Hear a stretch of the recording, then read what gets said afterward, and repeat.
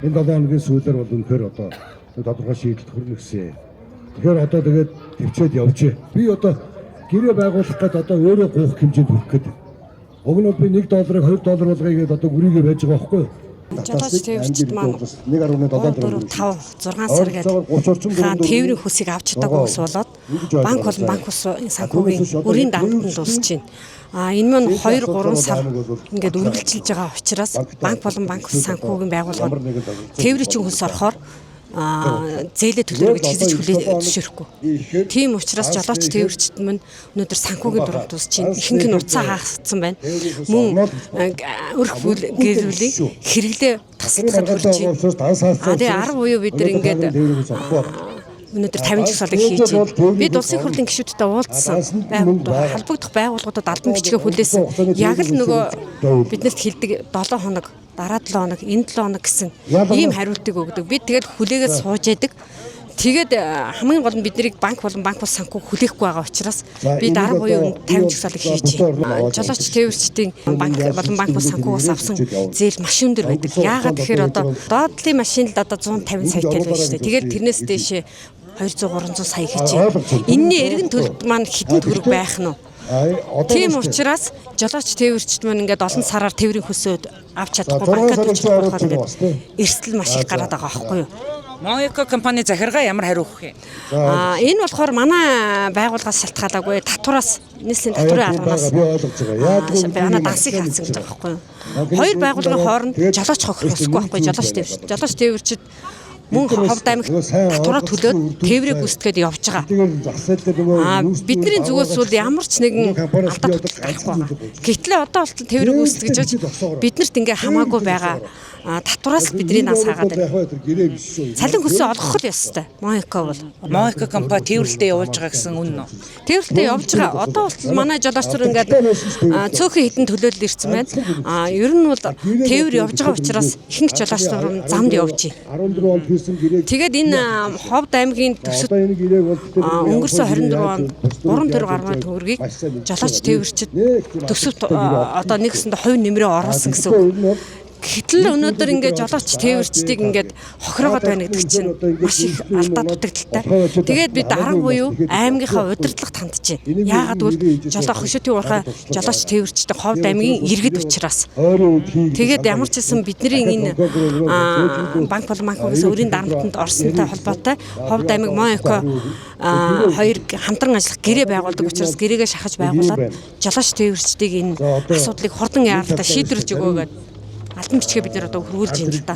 Тэгээд нөгөө манайх чи энэ бас нэг ганц Moeco гэхгүй зүүн хөшөө Tips маань компани тээвэр гүйцэтгсэн жолооч нар бас 4 5 сарынхаа тээврийг аваагүй. Мөн тээврийн тодорхой үйл ажиллагаанд тодорхой бус байж өчнөн компаниудыг бүртгээд жолооч тээвэрчд маань одоо явна гэж бодоод маш их ингээд машин авчихсан. Одоо болтол тээвэр нь тасалдаад явахгүй. Мөн ингээд банк болон банк ус санхүүгийн өрийн дарамтнд ингээд зүүн хөшөөтийн жолооч нар ингээд орцоход байж байна. Одоо тээврүүл явахгүй, Moeco л явж байна. Зүүн бүл явахгүй ингээд байгаад байна. Ингээд маш их дарамтанд байгаа учраас дарга буюу бид ингээд эвлэлдэн нэгдээд 50 журмаар чигсаал цуглааныг хийж байна. Ховд аймгийн одоогийн ажиллаж байгаа удирдлагуудыг маш сайн бэлдэж байгаа. Ойлгож хамтарч ажиллаж байгаа. Бид нар алдагдaltaа ямар ч ашиггүй алдагдaltaа байсан ч хамаагүй тодорхойгүй хугацаагаар ингээд Moeco компани дансыг татвар ерөнхий гадраас хаасан байгаа. Үүнтэй холбоотойгоор одоо тээвэрчд маань ялангуяа Moeco компанид үйл ажиллагаа явуулдаг одоо тээвэрчд маань тээврийн хөлсөө одоо 2 сар авсангүй. Тэгээ ер нь бол Moeco компани удирдлагуудтай бол аймаг орон нутгийн зүгээс бол хангалттай ярьж байгаа. Гэрээнийхээ талаарч ирж байна, тээвэрчдийнхээ асуудлаар, татварын асуудлаар.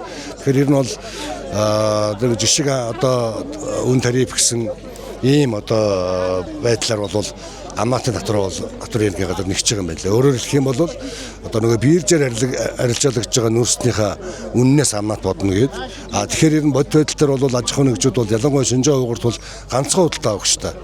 Одоо багааны нөөцний төмрийн өдрийн одоо ган айлуулах үйлдвэрлэл байдаг шүү дээ. Тэгэхээр эднийх бол тэгээд ерөнхийдөө бол Moeco компанитай гэрээтэй. Тэр одоо биржийн үннээс хамаагүй доогуур өгч байгаа. Нэгд. Хоёрдугаарт бол одоо хятад улсад бол одоо нөөцний үн бол 20%-аар 40%-аар нүүрсний үн шунаад одоо өнөөдөр бол хамгийн одоо доод зэгтэг хүртэл унтсан явж байна. Тэгэхээр ер нь бол аймгийн орон нутгийн зүгээс бол гэрээндээ нэгдүгээр анхаарч байна, хоёрдугаарт бол тээвэрлэлтэй цаашдаа битээ зогсоогоорой. За тэгээд татвартаа одоо ингээд энэ 7 хоногийн сүүлээр эх 7 хоногийн ихээр татврын ерөнхий газартаа одоо ингээд татврынхаа одоо зөрүүний ойлголтоо одоо нэг талдаа болгоод дансаа нээн гэсэн одоо үгийг бол энэ чиг захирал бол сая надад хэллээ. Тэр Ховд аймаг бол мэдээж МОК-тай хамтарч ажиллах гэрээндээ гэрээнийхээ үнийн дүнг одоо бас нэмэгдүүлэх асуудлыг тавина гэсэн бат одоо суурьтай байсан. Энэ хിവэрээ юу? Тэгэхээр одоо шүү дээ. Нэг ийм юм байдгийн. Ер нь бол хоёр тал бие биенийгээ маш сайн ойлгох хэрэгтэй болдог. Яг хоёр тал гэрээ байгуулж байгаа хоёр тал. Нөгөө нүүрсний үнэ дэлхийн одоо зах зээл дээр одоо өнгөрсөн он жилүүдийн шиг те одоо $100 ч гэдэг юм уу $120 одоо байж байгаад өнөөдөр ингээд $40-50 дээр ингээд унаад ирэхээр би ингээд $2 гэдгийг бас нэхэд байх нь бас зөв буруу юу. Тэгвэл энэ дээр бол хатуу зогсчлаа л. Тэгвэл одоо бол тэгээд жоохон буулт хийгээд ингээд бас гэрээгээ яралтай байгуулахгүй бол аймаг орон нутгийн төсөв бас тасрах эрсдэл үүсхийг бас үгүйсэх арга байхгүй. Тийм учраас гэрээгээ орийн үед байгуулъя, тээвэрлэлтэй зогсоохгүй бай, дансаа нэгээд өнгөрсөн хугацааныхаа тээврийн хөлсийг тавиулах энэ тэргүүний асуудал болоод байна. Тэгэхээр гэрээ бол үнийн дүн нь бол өнгөрсөн жилүүдтэй ижил үнийн дүнд байгуулагдсан. Тэрнээс буурахгүй гэж ойлгож байна. Тийм. $1 бол буухгүй.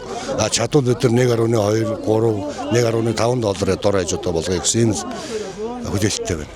Энэ жилийн гэрээ нэлээд оройтож бас хийгдэх гээд байх шиг байна. Хизээ гэрээ хийгдэх боломжтой вэ? Жоо ганцхан шалтгаан байгаа. $2 болгоё л гэж өрөөж байгаа. Ойлгож байна. Тэгэхээр одоо үнэхээр энэ нүүрсний үн ханш ингээд унж байгаа үед бид нар бас ойлгох хэрэгтэй байна л. Тэгэхээр доошоогоо бас 1.5 ч юм уу 1.2 3 ч гэх юм уу хамгийн багтаа. Өнгөрсөн хугацааны $1 бол ямар ч байсан 0.23-оор өсгөл гэсэн бодолтой байна. Тээвэрчид маань мөнгөө тээврийн хөлсөө одоо бүтнээр нь авахыг хүсэж байна л да. Энэ бүтнээр нь олгох мөнгө одоо МОК компанид байгаа юу? Дансны чинь бол тэр бол асуудалгүй хаа гэж ойлгож байна. Энэ мэдээллийг та юу нав одоо тээвэрчдийг авч байгаа. Ер нь бол оюуны захирлаас бол байнга одоо утсаар холбогдож мэдээлэл авч байгаа.